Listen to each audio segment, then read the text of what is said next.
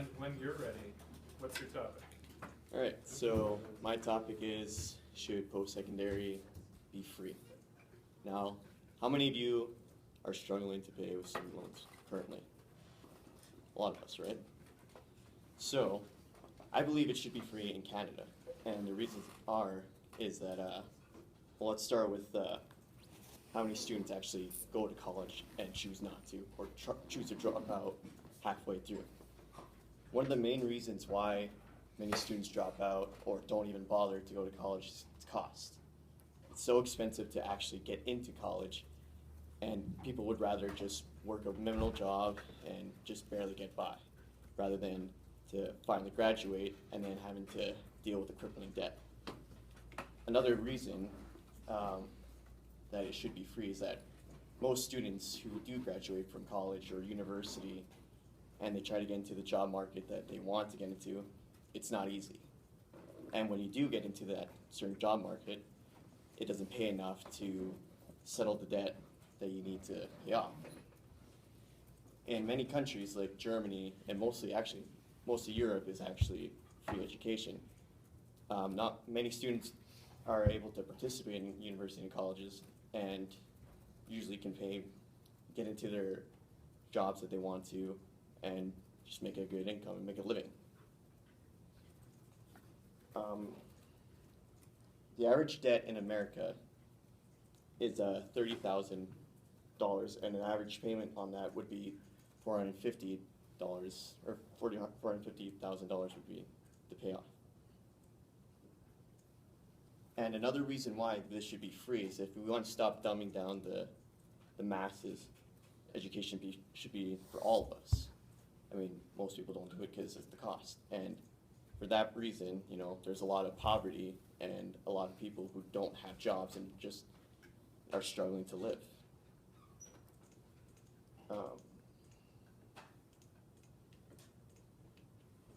I have a quote, actually, to end off my topic.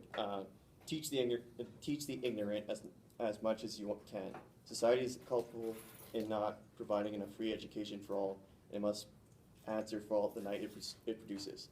If the soul is left in darkness, sins will be committed. The guilty is not he who commits the sin, but he who causes the darkness. Victor Hugo of Les Miserables.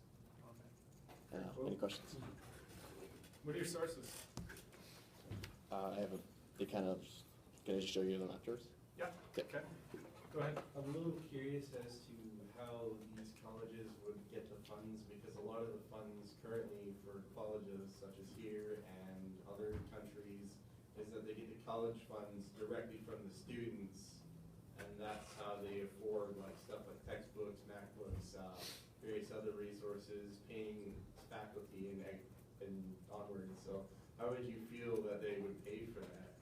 Well, in other countries, like in mostly Europe, a lot of these people are able to provide these certain educations and these resources to students without much of a cost affection or whatever to them.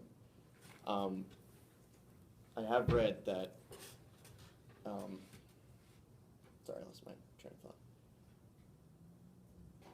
In a lot of countries, it's easier to provide, or for students is, actually, you have a good point, actually. Trying to think of what I've read from my sources. Would they have to increase taxes if the government does pay out more money? They would, but at the same time, building that foundation for the job you've always wanted to, and getting the career, making your living, it would kind of balance it out in a way. If you were a part of it, let's say you did not have a child. Yeah. Okay. You are single. Let's say you don't have a child. You don't have any children. You're not married or anything. You did not go to college because you didn't feel like it, or you got into a job without training like the oil field. Yeah. Why should you have to pay taxes for that social program? It's Help fund it. Great question. Playing devil's advocate. Yeah. The socialist playing the devil's advocate. This is great. Keep on going. I mean, I think it's more for the benefit of everyone else. I mean, if everyone, you know, there's a lot of poverty around it. You know, a lot of poor people don't have the money to go into colleges. You know, if we provide this kind of education to everyone, then it's kind of like a contribution in a way. You know, there won't be as many poor people on the street. You know, a lot of people have jobs the jobs they wanted, and it's kind of like just a contribution in the end. You complain about homeless people, you complain about having big taxes, take it big. Good point.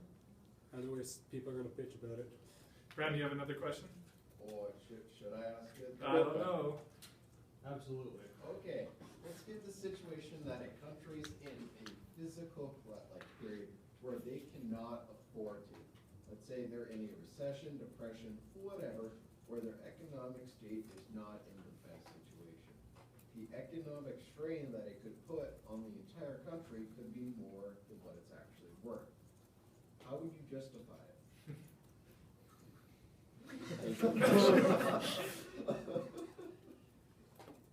Go to a different country. Yeah, go to a different country. Your country sucks. Go to a different one. I mean, in some countries, actually, like in Germany, if they send international students to other places within Europe, it's actually, from what I've read, is free to those students. If it were to be like free education, do you feel like people in Canada would probably take it as seriously as they do if they have to pay for it? Because part of the reason why people take so seriously is because they put so much money into it.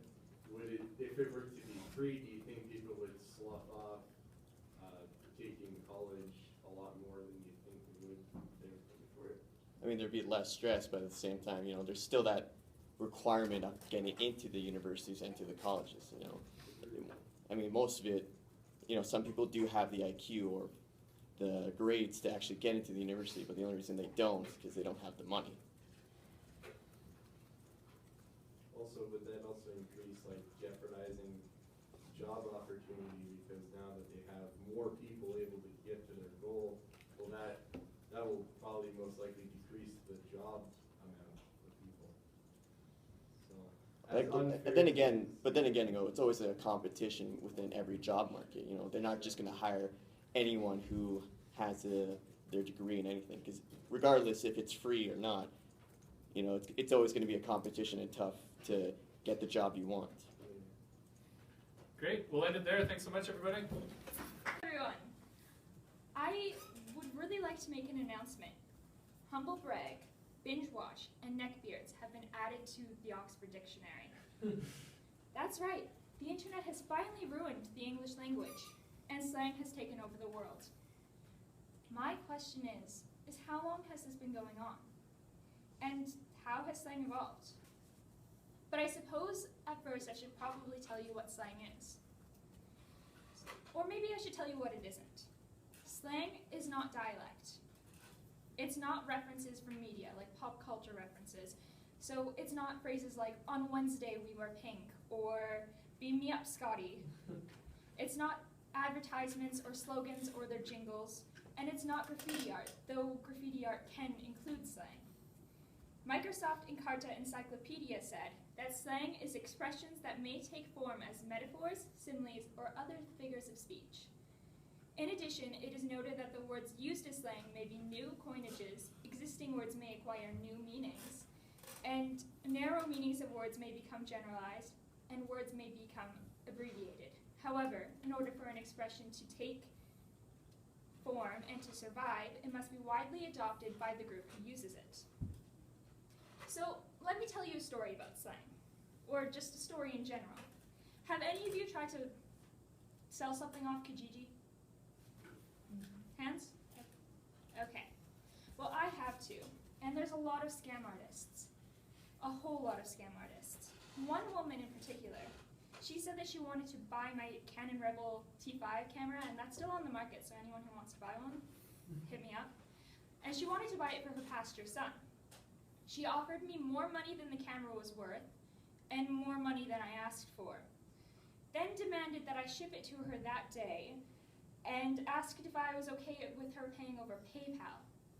Now, for those of you who don't know, Kijiji is a cash-only website, and it's meant for locals. This woman, she was from Nigeria, so it was obviously a scam. I had a lot of these scam artists message me, and it was the same pattern. They were looking to buy for a relative or friend, they had to ship it to them that day, and I would only get paid over PayPal. The pattern reminds me of something called a beggar book. Did you know that the first Australian dictionary was one of criminal slang? There's a lot of these books circulating around Europe, and the first one ever was made in Europe, in Germany, actually, during the 15th century. Now, I'm not saying that the 15th century was the beginning of slang, because that's just ridiculous. I'm sure they had slang words way before the 15th century, but it was the first written account. It was published by Johann Human with the intent of warning people of the language criminals and scam artists used to extort money. There are 30 categories of beggars and examples of the slang that they used. Originally, slang was used primarily by criminals and by foreigners, and slang was tabooed around, well, high society. However, in the 18th century, America became a thing. I don't know if you knew that, but it's kind of below us. And slang evolved through the differences between the two English-speaking countries. For an example, Claude in America meant the same thing that hotty-dotty meant in England, clumsy. And flash the hash in England meant the same thing that throwing up meant and still means in America, vomiting.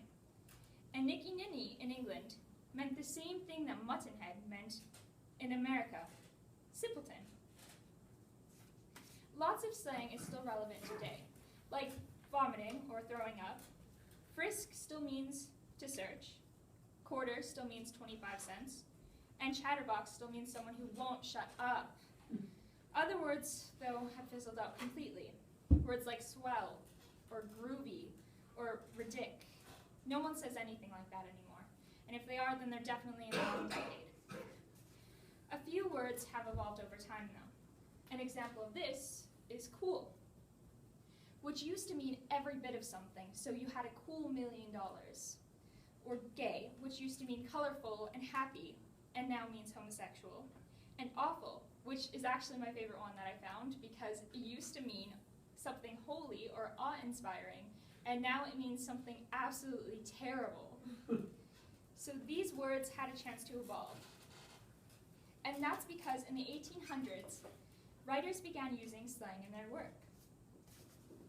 Slang began to be popularized in World War I. People wanted slang in everything, their mass media, their fiction, all of their entertainment. And it became so popular that most people aren't even aware that they're using it. There's slang like, "What's up?" and "Let's hang out." It's nonsensical slang. It's things that don't make sense because the ceiling's up and hanging out sounds rather dangerous. So, I would like some examples. What's something that you say that's slang that you don't even notice you're saying? Anyone?